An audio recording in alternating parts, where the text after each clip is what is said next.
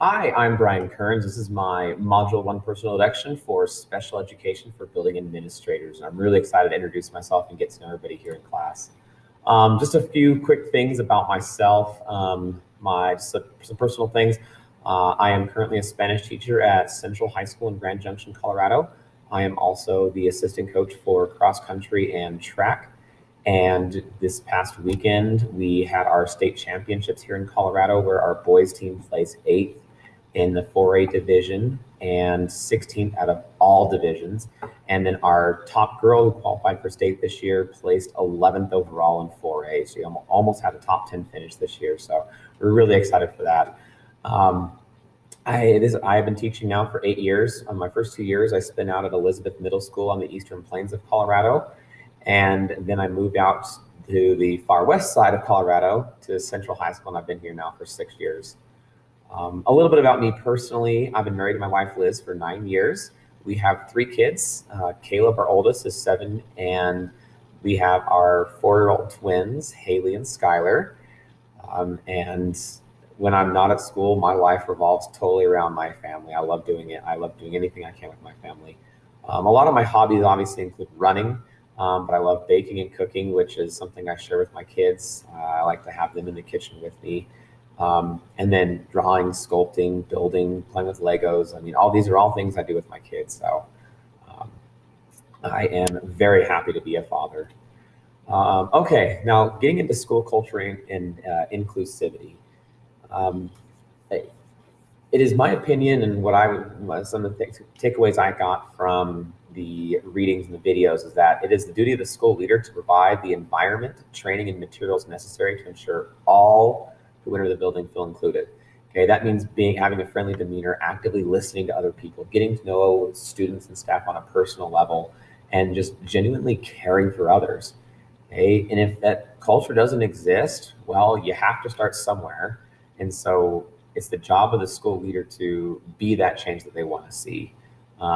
Identifying a big thing too to help make that, to get at positive inclusive culture, is to not just be the one who starts it, but identifying other leaders in the school, teachers and students, who can be that change as well, and that are willing to stand up when something isn't right. As far as advocates go, I think there are 3 main advocates in the school. The first one, obviously, I think, are the students themselves.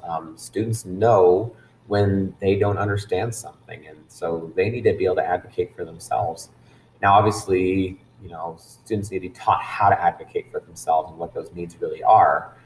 So that's where the role of a teacher comes in. Not only do they just dispense the information and teach their students, they need to teach them how to advocate for themselves. Teachers need to encourage questioning, encourage risk-taking. They need to encourage students having a personality. They also need to help identify supports for students. If a student really is struggling with this, teachers need to know where they can go to support that student. And not only that, but they need to be a support for the students. In my advisory class, I take time every single day to talk with each student individually and see how they've been doing that day or the previous day with their teachers, where they're behind in school, what help they need in school. And if I don't know how to help them, I try and find someone who can, or I do the research so I can help them as well. And then the final advocate we have in schools, I believe, obviously there's tons of support staff. I include them in teachers and stuff. I always view our paraprofessionals as teachers in the school because that's what they do. But the last one, the major one, is the school leaders, and they're the ones who advocate for teachers and for students. They're the ones looking out for what's best for both parties, and they also provide training for teachers on how to be advocates for students. Some different plans and strategies to have an equitable and inclusive culture. Teach teachers how to be advocates for students. They need to be trained on how to do that. Trusted adults. This is a big focus for us this year. I believe that students have a right to have a trusted adult in every single classroom.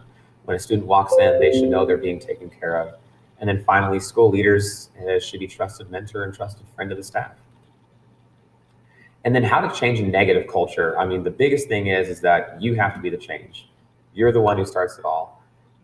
Being a friend to other people, invest in that time in the change, understanding different cultures and accept the good qualities of each, be happy, and most importantly, being kind.